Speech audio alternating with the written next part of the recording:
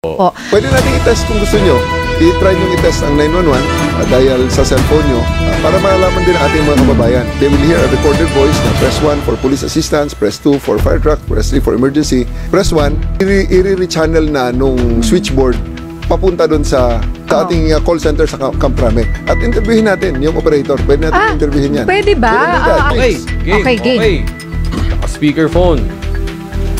Dinadial na po ang 911 ni Migs. You have reached the emergency 911 hotline. Press 1 for police assistance. Police assistance. Press 2 for fire department. Police assistance. Interview mo lang. Interview mo. Pwede mo interview yan. Tanungin mo, name and address niya kung nasaan siya. Don Juan, good morning. Good morning. Ako po si Miguel Bustos. Nandito po ako sa Quezon City. Hello po. Opo. Si Migs Bustos po ito, sir. Mula po sa DZMM. Ano po pangalan po ninyo, sir? Live po tayo ngayon. Patrolman Ronelo Hilot po, sir. Patrolman Hilot, sir. Yes, sir. Opo, okay. Location. Tanungin mo kung saan ang location. Nasaan po kayo? Nasaan po ang location nyo po, sir? Ang location po naman, sir, dito po sa PCC sa Camp Crame po. Taga saan kayo, Ma'am Ninya? Dito lang po ako nakatira sa Saan? Sa probinsya. Pinakamaganda. Para maganda probinsya. Ilocos Norte. Batak, Ilocos Norte. Okay, contact ng Batak, Ilocos Norte Police Station. Kausapin natin ang duty. Batak po. Sige nga, ilokanuhin natin. Opo. Sa Batak, Ilocos Norte po. Sige po, i-connect ako po kayo. Saglit lang po, sir. Pag-upa. Opo, salamat po. So, anywhere in the country, when you need police assistance, hindi mo kailangang malaman ang number ng police station kung saan ka man naroroon. Just call 911 And then- the police will just send you the policeman there.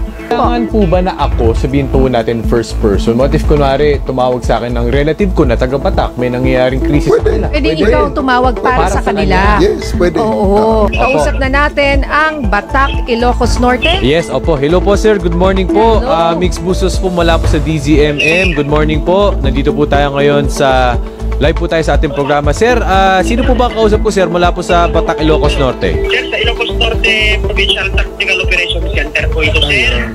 Manong, si Ninya Corpus po ito. Live po kayo sa DZMM ngayon. So, tinetest po namin yung 911. Mula po kami dito sa Quezon City. Kasama namin ngayon si General Torre. Sino po tong kausap ko uli?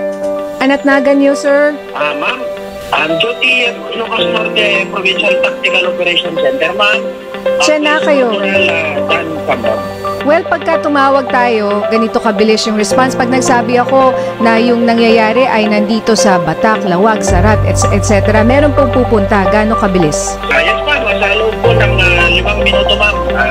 Kami po ay darating agad, ma'am. Ilan na po ang tumawag sa inyo sa 911? Yes, First. ma'am. Ngayong araw po, ma'am. Ito po yung una po natawag ng 911, ma'am. Ayun. O ba?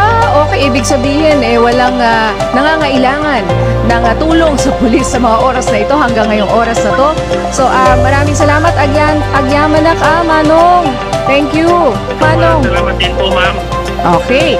Ayan po, tinest po natin ng live yung paano po tayo tumawag sa ibang lugar sa Pilipinas kahit po nasaan kayo. So kahit po kayo ay nasa, kunyari, Batangas, may nangyari sa kamag-anak nyo sa Iloilo, ay pwede nyo pong tawagan ang 911. Tsaka ang maganda doon, tawag tayo ng 911, sabi natin kung merong krisis, sabi natin sa Batak, Ilocos Norte, sila ang magpo-connect para sa inyo. Yes. Wala akong ibang pinindot, 911, Police Assistance 1, ayun na po yun.